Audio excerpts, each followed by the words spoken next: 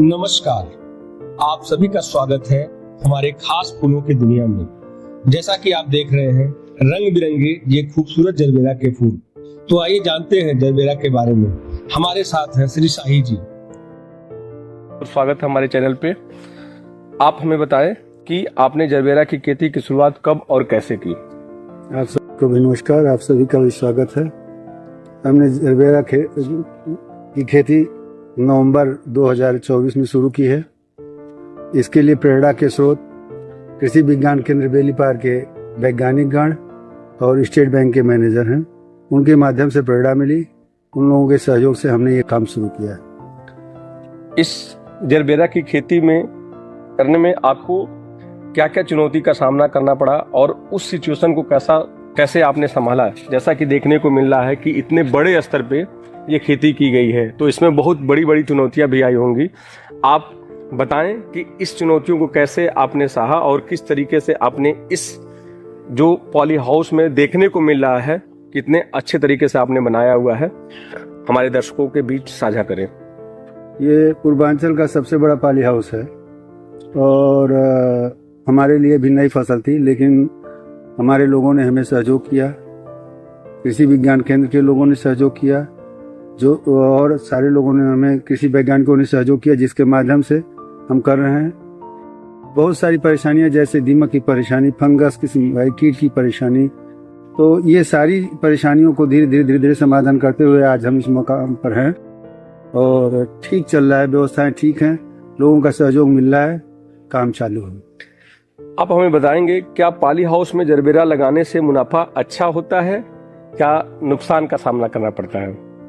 Gerbera लगाने के बाद जब तक उसके 18-19 पत्ते तक नहीं आते तब तक उसमें से हम लोग फ्लावर लेते नहीं हैं जी। तो अभी हम पिछले महीने से ही फूल ले रहे हैं, तो समझिए अभी कोई प्रॉफिट नहीं दिख रहा है। यह है कि लॉस भी नहीं दिख रहा है, अभी खर्चे सारे मेंटेन हो रहे हैं, कोई दिक्कत नहीं है। हमें ऐसा लगता है कि आगे हमें उसका पूरा लाभ मिलेगा। अगर कोई किसान भाई या कोई भी युवा जरबेरा की खेती करना चाहते हैं तो आप उन्हें क्या सलाह देना चाहते हैं। इसमें अगर कोई भी किसान युवा या कोई भी व्यक्ति अगर परिश्रमी है, करना चाहता है, चुनौतियां हैं, अगर उससे लड़ना चाहते हैं, संघर्ष करने की नीयत है, तो उनको सफलता अवश्य मिलेगी। जैसा कि आप बता रहे हैं कि लगभग 1 साल हो गए, इन 1 सालों में आपको किन किन चुनौतियों का सामना करना पड़ा है, आप हमारे दर्शकों के सामने अपना अनुभव शेयर करें। चुनौतियां इसमें जरबेरा में मुख्य रूप से फंगस, कीट की विशेष दिक्कत रहती है और अगर उसको कायदे से देखा जाए तो उसका समाधान हो जाता है। हमारे साथ कई कृषि वैज्ञानिक लोगों का संपर्क है, उनके माध्यम से हम इसका सॉल्यूशन निकाल लेते हैं और वर्तमान में ठीक चल रहा है। अगर प्रतिदिन इसका समय से देख रेख किया जाए तो कोई विशेष दिक्कत नहीं है। आप हमें बताएं कि आप ये जो पॉली हाउस बना हुआ है ये कितने एकड़ में बना हुआ है और कितने वर्कर्स दिन रात काम करते हैं। ये हमारा 2 पॉली हाउस है, दोनों मिला के लगभग 8000 स्क्वायर मीटर में है और 12 से 14 लेबर रोज निराई गुड़ाई, फूल तोड़ने, पैक करने, सिंचाई करने में लगे रहते हैं। आप दर्शकों को बताना चाहेंगे कि इस पॉली हाउस में कितने तरह के प्लांट्स लगे हुए हैं, कितने कलर के जरबेरा के फूल लगे हुए हैं। ये सारे प्लांट जो हमारे पूना से आए हैं और ये सब टिश्यू कल्चर से प्रयोगशाला में तैयार किए गए हैं और इसमें 7-8 कलर के फूल हैं हुए हैं। ये स्ट्रक्चर बनाने के लिए कहाँ से लोग आए थे और कितने समय में ये पूरा स्ट्रक्चर तैयार हुआ है। ये स्ट्रक्चर बनाने के लिए सब लोग हरियाणा से आए थे और पहले उन्होंने फाउंडेशन तैयार किया, फिर ये सारे स्ट्रक्चर तैयार किया है और इसको तैयार करने में लगभग 3 महीने का समय लगा। चाहेंगे कि जगह जगह देख रहे हैं स्प्रिंकलर लगा हुआ है और नीचे भी पौधे के बीच में पाइप लगे हुए हैं। इन स्प्रिंकलर का और पाइप का क्या उपयोग होता है इस पौधे के अंदर। यहाँ सिंचाई की 3 व्यवस्था है, शावरिंग, ड्रिप इरिगेशन और फॉगिंग। ज्यादा गर्मी पड़ने पर हम लोग फॉगिंग करते हैं दिन में 2-3 बार और दवा पानी देने के लिए ड्रिप इरिगेशन का उपयोग करते हैं। केवल पानी देना होता है तो शावरिंग करते हैं इसमें।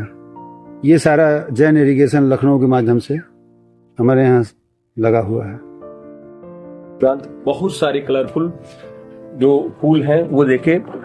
अब मैं ये जानना चाहूंगा कि इस फूल की खासियत क्या है, जरबेरा के फूल की खासियत क्या है और ये कितना नमी में रहता है, ये सारी चीजें आप हमारे दर्शकों को अवगत कराएं इससे। इस फूल की खासियत यह है कि ये गर्मी में कम से कम 15 दिन और ठंडक में तो 1 महीने चल जाता है।